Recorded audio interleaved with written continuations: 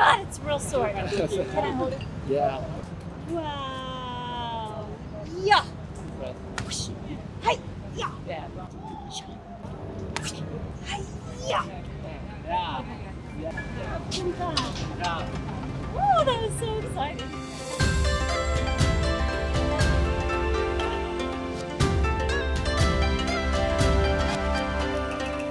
Welcome to Me, Myself, and the World. I'm your host, Pamela Holt. I've traveled to over 90 countries and territories, and I'm here to enlighten and inspire you on the art of solo travel. Come along with me as I journey around the globe and share inspiring stories of solo travelers. Hit lots of cool adventures. Meet the locals and hear their stories. And a whole lot more. Join my solo travel revolution and discover a new lens on the world as we explore this great planet of ours together. This is Me, Myself, and the World. I'm your host, Pamela Holt, and this is Bangkok.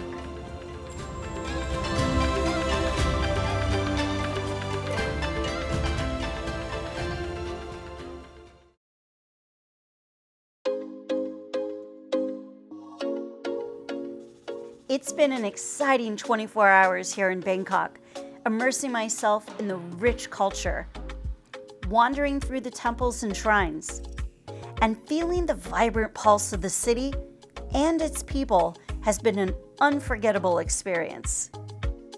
We are just 2 days away from the Lunar New Year. Lots of celebrations across the city coming around, and I get to enjoy them and be a part of their culture and their ceremonies and their celebrations. I'm heading off to the Bangkok Bazaar. It's got 4.1 stars out of 5. It's a night market, and I'm going to catch a tuk-tuk. Now, a tuk-tuk, for those of you who don't know, is a wonderful form of transportation. There one goes. It's sort of a moped with a whole little seating area behind it. It can be 2 seats, 4 seats, just depends. And I'm gonna hail one and I'm gonna bargain. Now, something to think about. When you bargain in Southeast Asia, you can bargain really hard, but the second the bargaining is over, there's no ill feeling. You get in the car, you meet, you're friendly, and away you go. But you can be a tough bargainer on the way in, and as will they. Let's give this a whirl. My first tuk-tuk drive here in Bangkok. Hello! Oh, goodbye! How much to Bangkok Bazaar?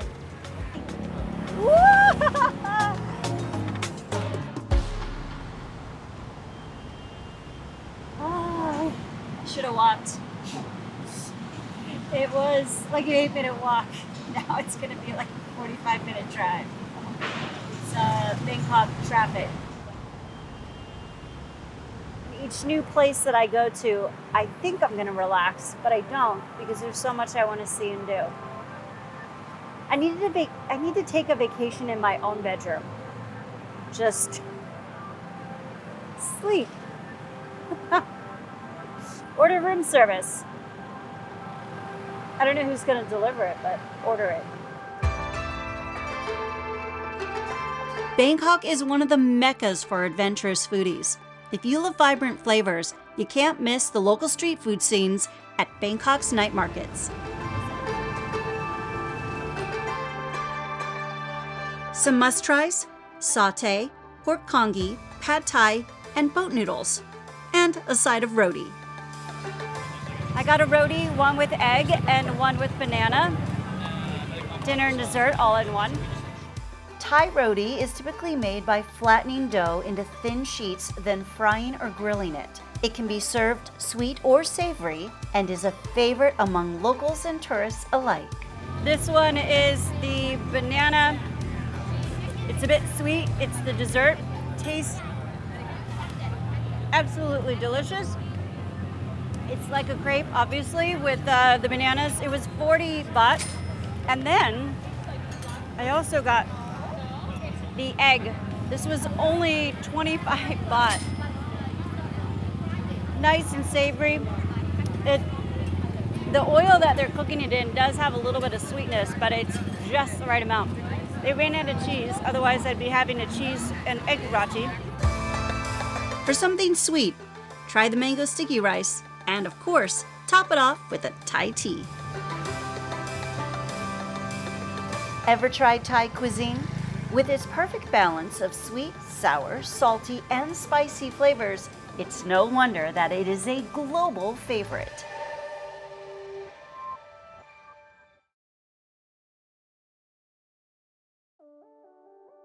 Strolling through the vibrant night market, I encountered another solo traveler, and I'm excited to hear his experience and advice to share with you. Hunter, so Hi. nice to meet you. I'm Pamela. Pamela, nice to meet you. Nice to meet you, a fellow solo traveler.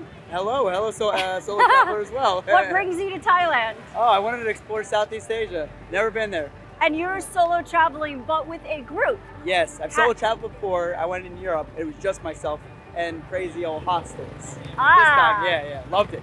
Loved Did you? It. Yep. What was the best thing about your solo travel? Oh, great question.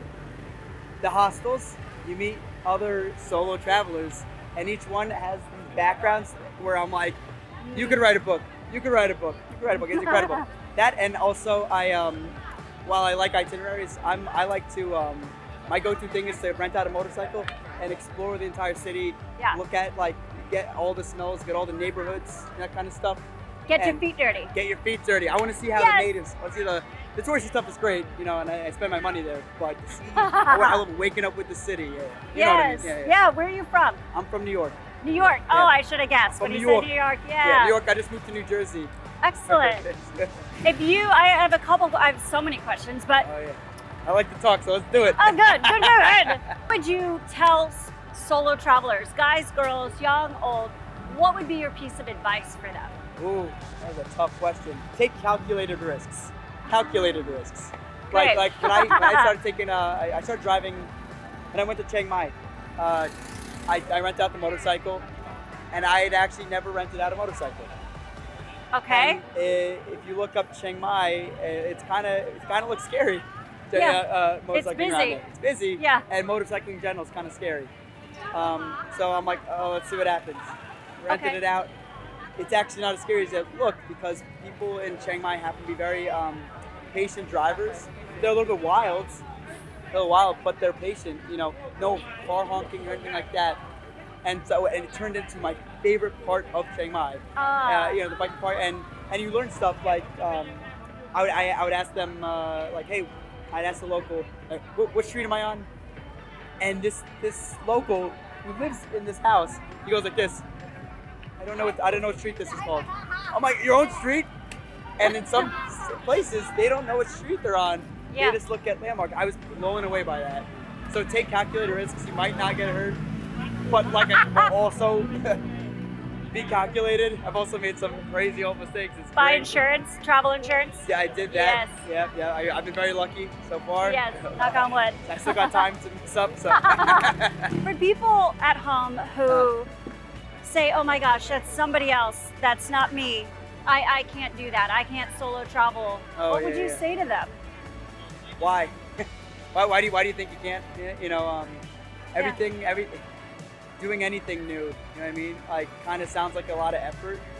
What I would tell them is you're just it's in your head. You're literally trapping your own worst enemy. Yeah. Okay, I like that. Hunter, thank you. Pamela, pleasure. This is going to be an amazing show. I'm very excited. Yes, this is me, myself, and the world. This is Hunter from New York City. Hunter from New York City. And live from New York. Yes. Me, myself, and the world. Hey.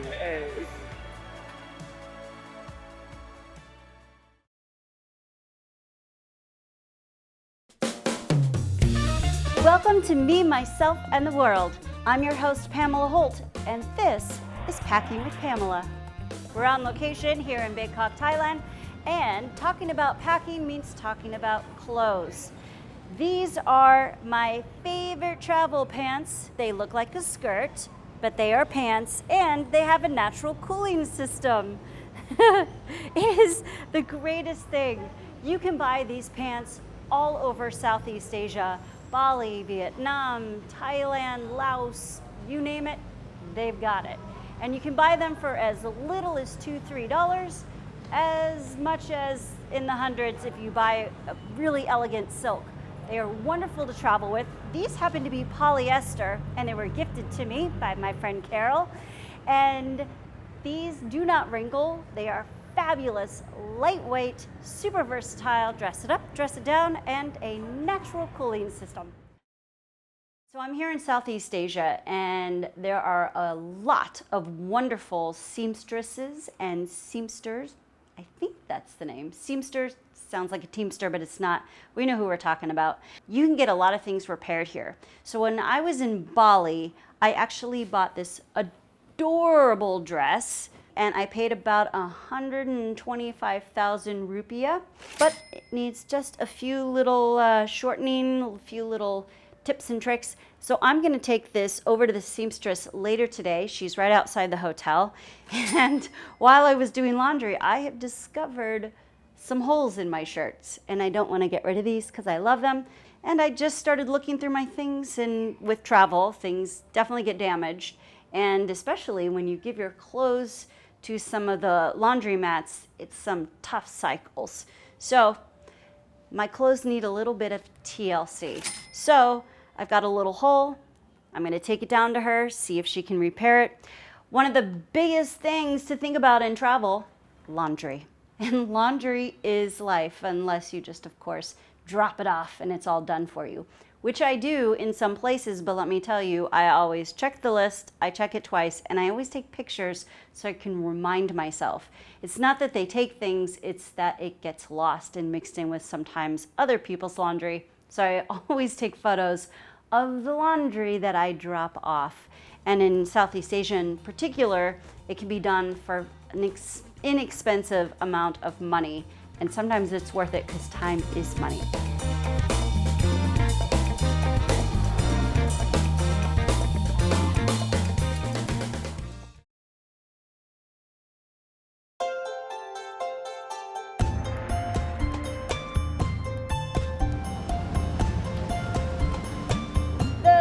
I met earlier from Kuwait suggested I go check out the laser fountain show. It's on the other side of the river, and this is a free ferry offered to everybody in order to get back and forth across the river. Such a handy, wonderful transportation that the city offers. Bangkok's river crossing ferries operate at 32 separate crossings, with the journey costing as low as 3 baht, or about 72 cents per ride.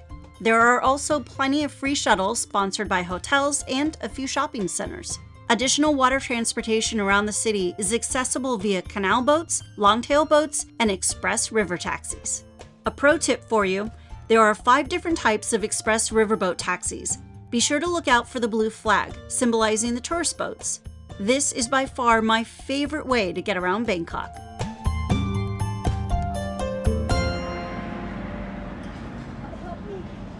I just stumbled upon the Gold's Gym of Bangkok Riverside, and this gentleman is going to give me a show.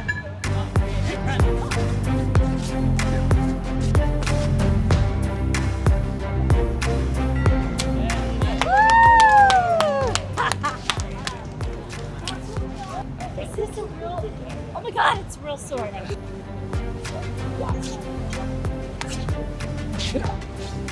Hi, yeah. Yeah. Oh, that was so exciting. After a quick and dangerous lesson of Karabi Kerbang, we've moved on to a little bit of parkour, Bangkok Gold's Gym style.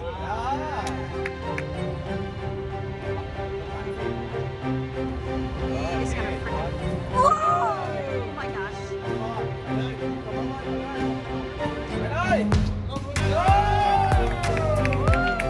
And next up is our one and only cameraman, Matt.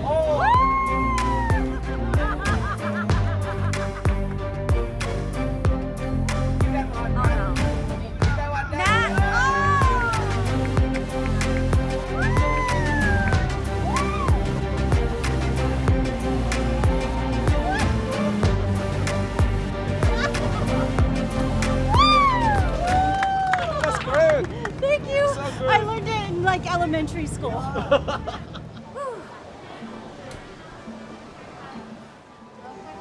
It smells so good. I love malls like this. If you happen to be in Bangkok during the Lunar New Year, known also as the Chinese New Year, this can make your stay especially festive. During this time of year, Bangkok is abuzz with specialty holiday food stalls, colorful flower boats, acrobats, and lion dance performers who usher in good luck for the new year.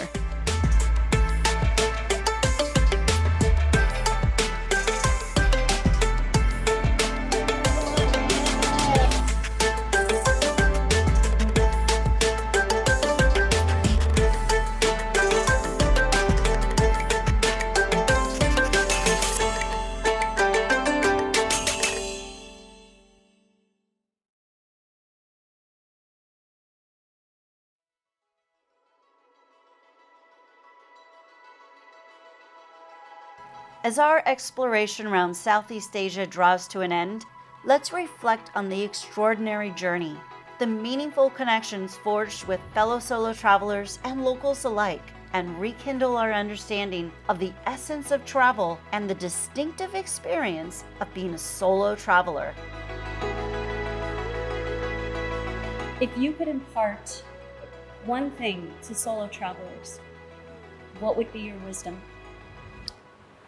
Arrive curious, heart and eyes wide open. Seek to understand rather than to be understood. The finished product. Eat some of the local foods. Come off the beaten path. My philosophy is be here now. Wherever I am fully present. Just see if you can be with the moment. Yeah, being present. Yes, so important. Let the island surprise you. Don't come here thinking, oh, I'm gonna have a party there, here or there. Just come here and have an open mind. I think you'll be exposed to the many different types of people here.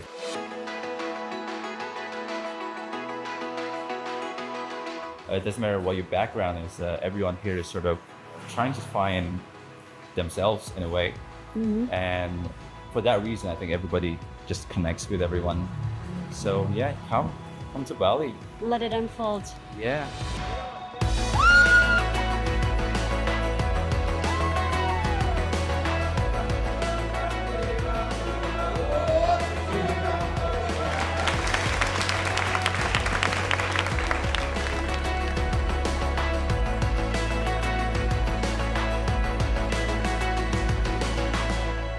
If you would like to know about Balinese people, you can stay with Balinese people. Like they have a room to rent, so you can stay with them. You know, every day you can talk with the family, and every day you see what they do for daily life. You know, so you can have a breakfast in the kitchen. It's not like in the hotel. You can learn how to make breakfast, Balinese breakfast, and then you can learn how to make offering and everything. I think it's good if you can join them. Right, at a homestay. At a homestay, yeah. And then you feel that you're in Bali when you stay with Balinese people.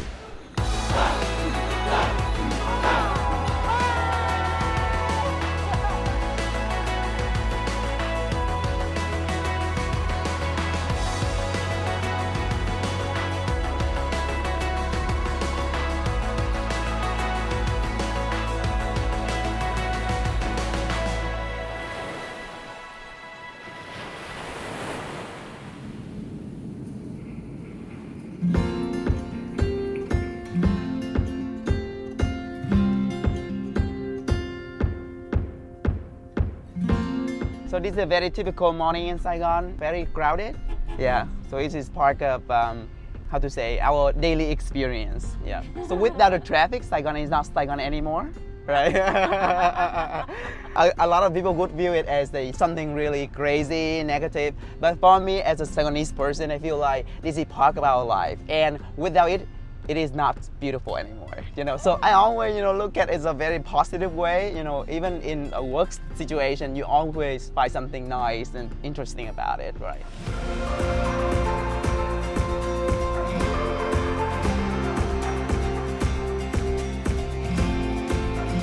What would be one thing that you would want to impart on solo travelers? Here is my big takeaway from traveling by myself. What I realize is when you're by yourself, you look outward. When you're with somebody, you look inward to that other person. You miss so much.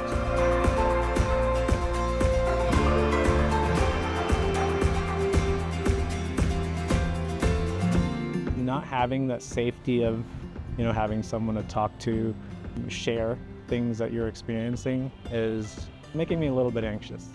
I don't know what's going to happen during the trip, but I know going through that anxiety, I think, will make me grow as a better person. It's kind of like a self-discovery thing. I don't know how I'm going to be better, but I just know traveling opens my eyes and opens my heart, and it's always a positive thing.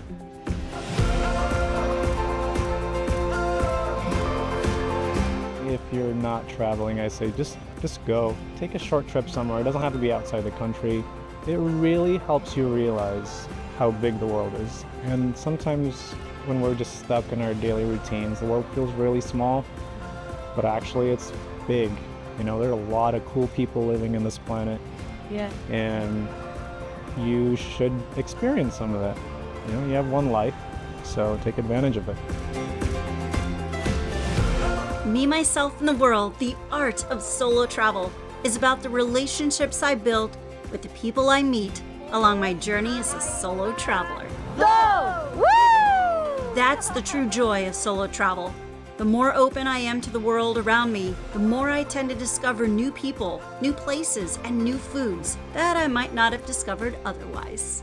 I believe it's time to redefine solo travel to a new acronym: Seeking Out Life's Opportunities. I'm Pamela Holt. Join me and my solo travel revolution.